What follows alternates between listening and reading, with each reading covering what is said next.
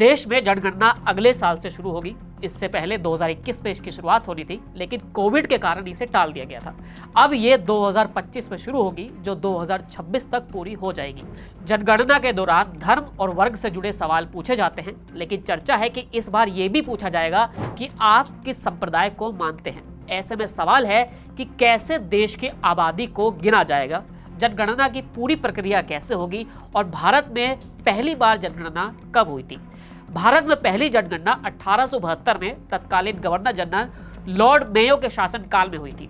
देश में पहली संपूर्ण जनगणना 1881 में तत्कालीन आयुक्त W.C. प्लॉडेन ने कराई थी। इसके बाद से हर 10 साल में जनगणना होने लगी।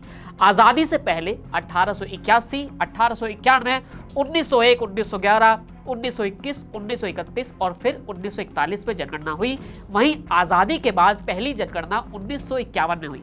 इसके बाद से 1961, 1971, 91, 2001 और 2011 तक ये प्रक्रिया अपनाई गई। अब सवाल है कि आखिर जनगणना होती कैसे है। जनगणना की प्रक्रिया के लिए सरकारी कर्मचारियों की नियुक्ति की जाती है। जनगणना करने वाले कर्मचारी को एन्यूमरेटर कहते हैं। ये घर घर जाते हैं और जरूरी जानकारी जुटाते हैं। इनके पास एक पहचान पत्र होता है। किसी भी तरह की संशय की स्थिति में इनसे आधिकारिक पहचान पत्र दिखाने के लिए आप भी कह सकते हैं। भारत में जनगणना की आधिकारिक वेबसाइट कहती है कि जनगणना हमेशा 2 हिस्सों में होती है। पहला होता है हाउसिंग और दूसरा होता है हाउसिंग सेंसेक्स।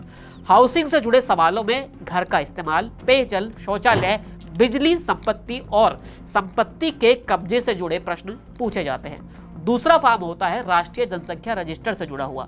इसमें घर के लोगों के बारे में कई सवाल पूछे जाते हैं, जैसे उनका नाम क्या है, लिंग क्या है, जन्म की तारीख, वैवाहिक स्थिति, पिता का नाम, माँ का नाम, जीवन साथी का नाम, वर्तमान पता, अस्थायी पता, आपका व्यवसाय क्या है, परिवार का मुखिया क्या है और परिवार के मुखिया से आपका संबंध क्या है।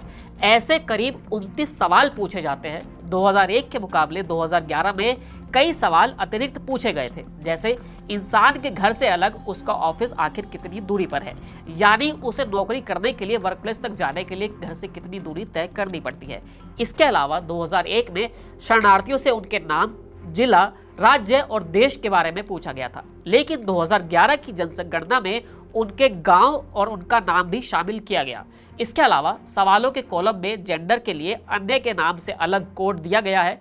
इसके अलावा घर में कंप्यूटर, लैपटॉप, इंटरनेट है या नहीं, ये भी अब बताना होगा। घर में शौचालय है या नहीं, LPG का कनेक्शन है या नहीं, ये भी आप सभी को अब बताना होगा।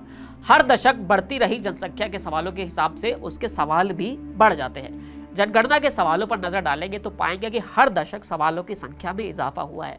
आज़ादी के बाद जब पहली जनगणना हुई थी तो लोगों से सिर्फ 14 सवाल पूछे गए थे, लेकिन इसके बाद सवालों की संख्या बढ़ती गई।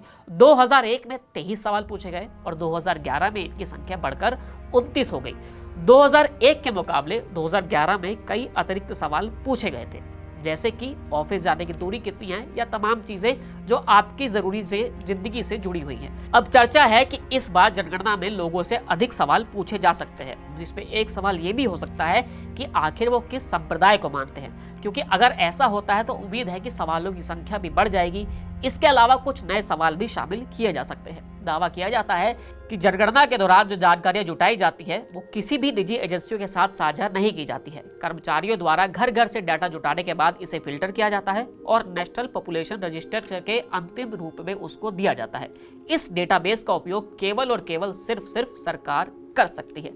अब देखना होगा कि आखिर भारत सरकार जो जनसंख्या है उसकी जनगणना कब शुरू करती है और इसे कब तक फाइनल स्टेज में पहुंचाया जाता है। फिलहाल इस वीडियो में इतना ही, फिर मिलेंगे नई वीडियो के साथ। शुक्रिया।